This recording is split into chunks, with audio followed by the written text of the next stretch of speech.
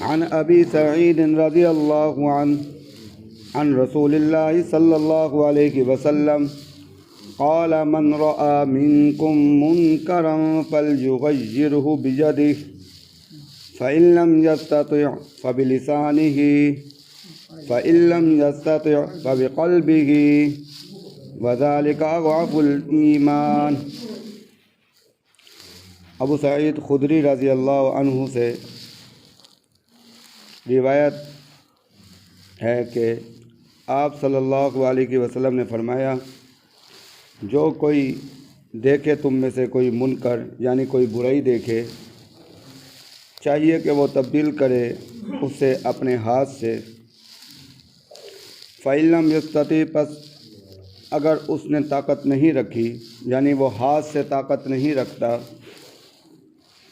فَإِن لَّمْ يَسْتَطِعْ فَبِقَلْبِهِ، فرمایا کہ فَإِن لَّمْ يَسْتَطِعْ، پس وہ طاقت نہیں رکھتا، فَبِلِسَانِهِ، تو اپنی زبان سے۔ فرمایا کہ فَإِن لَّمْ يَسْتَطِعْ، پس اگر اس نے زبان سے بھی طاقت نہیں رکھتا، فَبِقَلْبِهِ، پس اپنے دل میں اس کو برا سمجھے۔ وَذَلِكَ أَضْعَفُ الْإِيمَانِ، دل میں صرف دل میں برا سمجھنا، فرمایا کہ یہ سب سے کمزور ایمان ہے۔ اس حدیث میں امر بالمعروف نہی عن المنکر کا حکم دیا گیا ہے۔ امر بالمعروف نہی عن المنکر جو ہے یہ تبلیغ میں سے ہے۔ تبلیغ، علماء یہ فرماتے ہیں کہ تبلیغ دو قسم کی ہے، ایک انفرادی دعوت تبلیغ ہے اور ایک جو ہے اجتماعی دعوت تبلیغ ہے۔ فرمایا کہ انفرادی دعوت تبلیغ جو ہے یہ ہر آدمی پر فرض عین ہے۔ فرض عین اسے کہتے ہیں کہ اگر آدمی چھوڑ دے تو اس کا گناہ گار ہوتا ہے۔ فرمایا کہ اگر اس کے سامنے کوئی برائی ہو رہی ہے اس کو روکنا اور اسی طریقے سے ترغیب دینا، تبلیغ کرنا، دعوت دینا، اچھائی کی دعوت دینا، یہ ہر آدمی پر لازم ہے۔ یہ انفرادی طور پر جو ہے دعوت تبلیغ ہے کہ اپنے گھر میں دیکھتا ہے، اپنے دوستوں میں دیکھتا ہے تو اس کی دعوت تبلیغ جو ہے وہ ضروری ہے انفرادی طور پر۔ اور ایک ہے اجتماعی طور پر۔ اجتماعی طور پر دعوت تبلیغ جو ہے یہ فرض کفایہ ہے۔ فرض کفایہ یہ ہے کہ اگر فرض کفایہ اسے کہتے ہیں جس میں کچھ لوگ جو ہے شمولیت کر لیں تو سب کی طرف سے ادا ہو جاتا ہے۔ جس طریقے سے نماز جنازہ ہے، اگر نماز جنازہ میں کچھ مسلمان شرکت کر لیتے ہیں تو سب کی طرف سے نمائندگی ہو جاتی ہے، ثواب اسی کو ملتا ہے جو اس میں شرکت کرتا ہے، مگر گناہ گار کوئی نہیں ہوتا۔ اگر کوئی بھی شرکت نہ کرے تو سارے مسلمان جو ہے وہ گناہ گار ہوں گے۔ تو اس وجہ سے یہ اجتماعی دعوت تبلیغ جو ہے یہ فرض کفایہ ہے۔ اب یہاں پر ایک بات سمجھنا ضروری ہے کہ امر بالمعروف نہی عن المنکر انسان پر کن اعمال پر فرض ہے، اب اس کو سمجھنا ضروری ہے۔ شریعت کے اندر دو تین قسم کے اعمال ہیں۔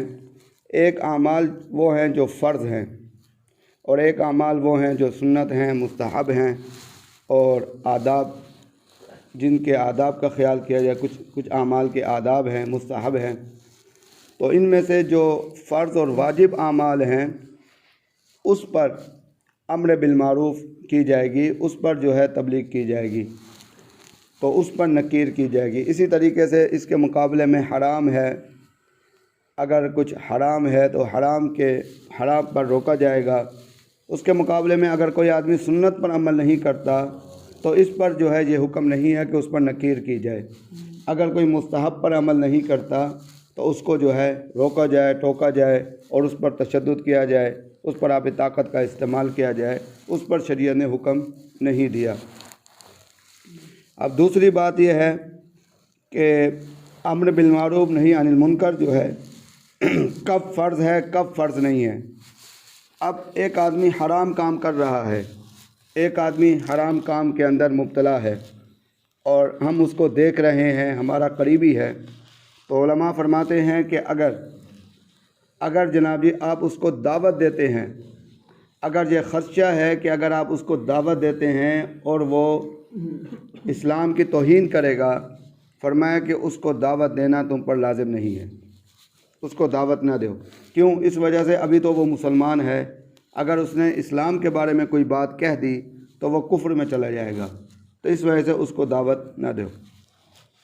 فرمایا کہ اگر ایسا معاملہ ہے کہ اگر تمہیں یہ امید ہے کہ یہاں اگر دعوت دی جائے ہو سکتا ہے مان لے، دعوت نہ دی جائے ہو سکتا ہے نہ مانے، دعوت دی جائے تو ہو سکتا ہے نہ مانے، فرمایا کہ اگر برابر برابر چانس ہو تو پھر دعوت جو ہے دینی چاہیے، لازم ہے کہ ہو سکتا ہے تمہاری بات اس کے دل پر اثر کر جائے۔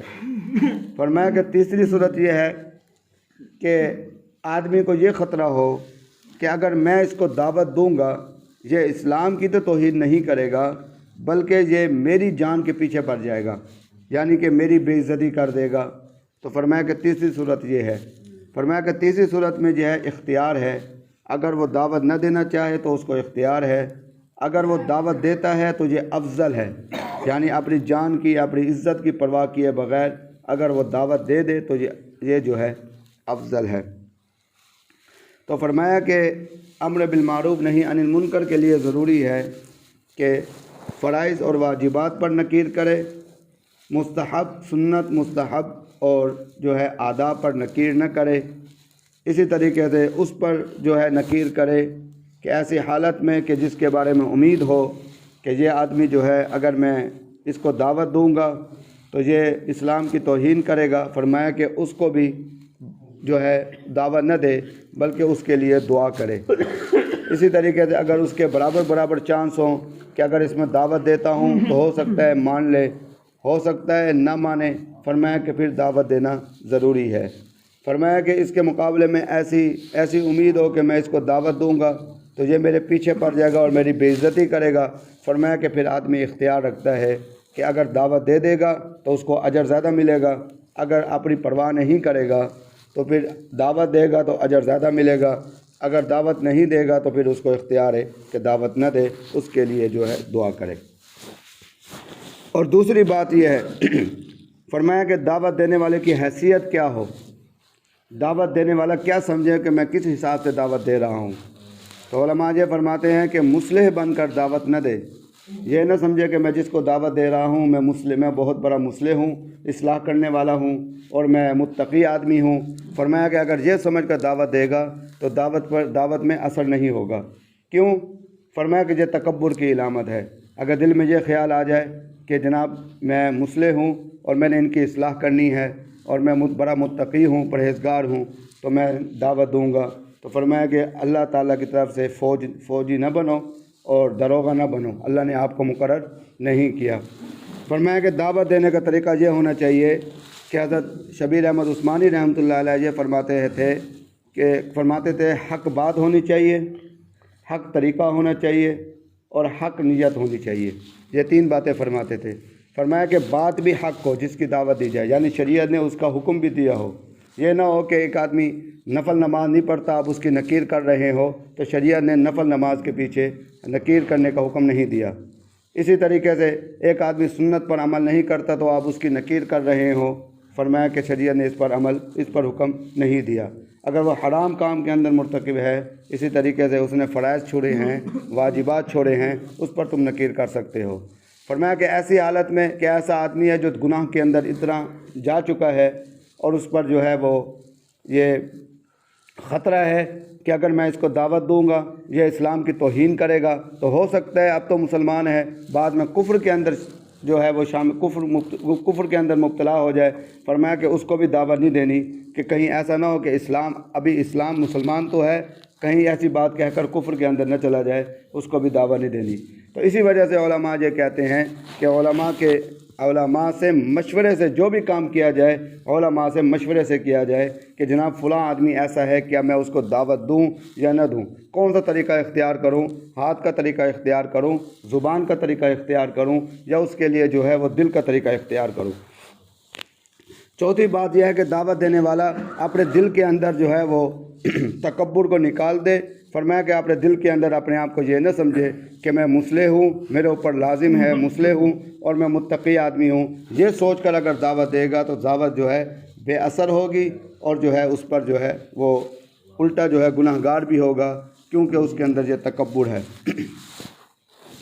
فرمایا کہ اس کی مثال یہ ہے کہ دعوت جس چیز کی دی جائے وہ حق ہو اور حق طریقے سے دی جائے اور اسی طریقے سے حق نیت کے ساتھ دی جائے۔ اس کی مثال جو ہے قرآن مجید میں آتی ہے کہ حضرت موسیٰ علیہ السلام کے بارے میں کہ ان کے دور میں جو فرعون تھا اس نے انا ربکم الاعلیٰ اپنے آپ کو رب کہا کہ میں تمہارا رب ہوں۔ فرمایا کہ اتنا بڑا فرعون تھا کہ اللہ تبارک و تعالیٰ نے اس کو حضرت موسیٰ علیہ السلام کو اور ان کے بھائی حضرت ہارون علیہ السلام کو یہ حکم دیا وَقُولَا لَهُ قَوْلًا لَّيِّنًا لَّعَلَّهُ يَتَذَكَّرُ أَوْ يَخْشَىٰ کہ فرمایا کہ تم جاؤ اس کے پاس اور نرم انداز میں اس سے بات کرو۔ تو یہاں سختی کا معاملہ نہیں فرمایا گیا۔ تو اس وجہ علماء یہ فرماتے ہیں جس کو دعوت دی جائے تو اس بات پر خیال کیا جائے، اس بات کا بھی خیال کیا جائے کہ اس کی تحقیر نہ ہو، سمجھانا مقصود ہو، اس کی تحقیر نہ ہو۔ تو فرمایا کہ اس وجہ سے جو ہے یہ طریقہ اختیار کیا جائے، نرمی کا طریقہ اختیار کیا جائے، سختی کا طریقہ اختیار نہ کیا جائے۔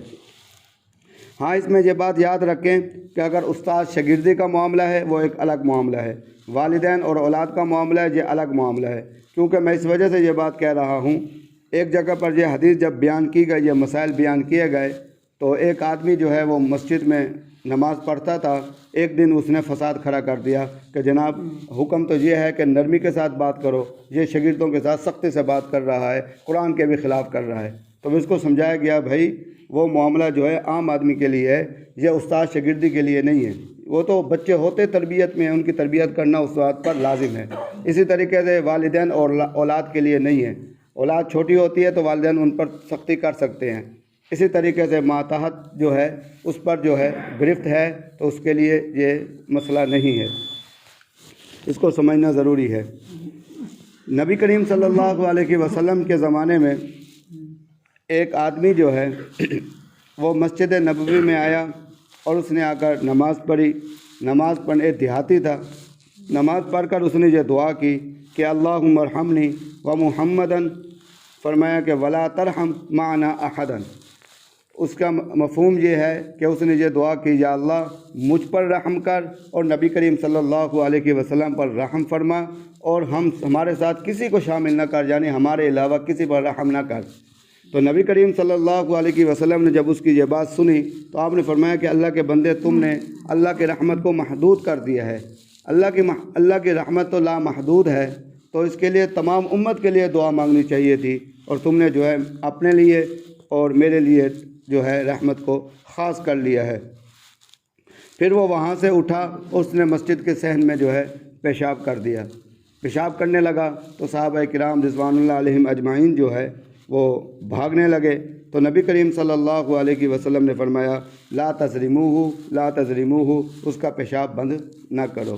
تو اس نے جب پیشاب کر لیا تو نبی کریم صلی اللہ علیہ وسلم نے صحابہ کو حکم دیا اس جگہ کو صاف کر لو۔ تو وہاں پانی ڈالا گیا، صاف کیا گیا، تو اس کو بلایا، اس کو پیار سے سمجھایا، اس کو بات سمجھ آ گئی۔ تو فرمایا کہ نبی کریم صلی اللہ علیہ وسلم کا طریقہ یہ تھا کہ جب بھی کسی کو سمجھاتے تھے تو پیار سے سمجھاتے تھے، اس کا خیال کرتے تھے۔ تو یہ ہمارے نبی کریم صلی اللہ علیہ وسلم کا تبلیغ کا طریقہ ہے۔ اسی طریقے سے ہمارے اکابرین حضرت شاہ اسماعیل شہید رحمۃ اللہ علیہ کے بارے میں یہ واقعہ آتا ہے کہ آپ جب دہلی کی مسجد میں وعظ فرما رہے تھے تو بہت بڑا مجمع تھا، حضرت کو سننے کے لیے بہت بڑا مجمع ہوتا تھا اور بڑا رش ہوتا تھا، بڑی تعداد میں لوگ ہوتے تھے، بڑے دور دور سے لوگ آتے تھے۔ جب آپ کا جلسہ ہوتا تھا، آپ کی تقریر ہوتی تھی، لوگ بڑے غور سے سنتے تھے اور بڑے شوق سے سنتے تھے۔ تو ایک آدمی ایک دفعہ وعظ فرما رہے تھے تو ایک آدمی کھڑا ہوا، اس نے کہا کہ حضرت آپ جو ہے سنا ہے کہ آپ حرام زادے ہیں، سنا ہے کہ آپ حرام زادے ہیں۔ تو حضرت شاہ اسماعیل شہید رحمۃ اللہ علیہ تو بہت بڑی ہستی تھی، اگر چاہتے تو اس وقت غصے کا اظہار فرماتے اور جتنے لوگ تھے اس کو اس آدمی کو مار کے وہاں پہ اس کو مار دیتے، تو اس طریقے سے ہڈیاں پسلیاں توڑ دیتے اس کی، مگر حضرت نے سب کو اشارہ کر کے منع فرما دیا اور फ़ौरन फरमाया कि भाई ये जो आप बात कह रहे हो ये बात सही नहीं है, बल्कि ये बात गलत है। मेरे वालिदैन के निकाह के जो गवाह हैं इस वक्त भी दिल्ली के अंदर मौजूद हैं, क्योंकि हरामज़ादा उसको कहा जाता है जिसका निकाह ना हो, बग़ैर निकाह के उसने जो उसकी औलाद हुई हो तो उस औलाद को हरामज़ादा कहा जाता है। तो हज़रत ने इस मामले को, उसकी गाली को एक मसला बनाकर लोगों के सामने पेश कर दिया। तो हमारे अकाबरीन का तरीक़ा ये था। और दूसरी बात यह है कि ये थी इनफरादी तबलीग। अब हो गई इज्तिमाई तबलीग। इज्तिमाई तबलीग का हक़ किसको है? इज्तिमाई तबलीग का हक़ उलमा ये फरमाते हैं कि उसको है जो दीन का इल्म जानता हो। इसी वजह से जब जमात बनी थी, तबलीगी जमात, तो इसकी जो है बागडोर जो है वो उलमा के हाथ में थी।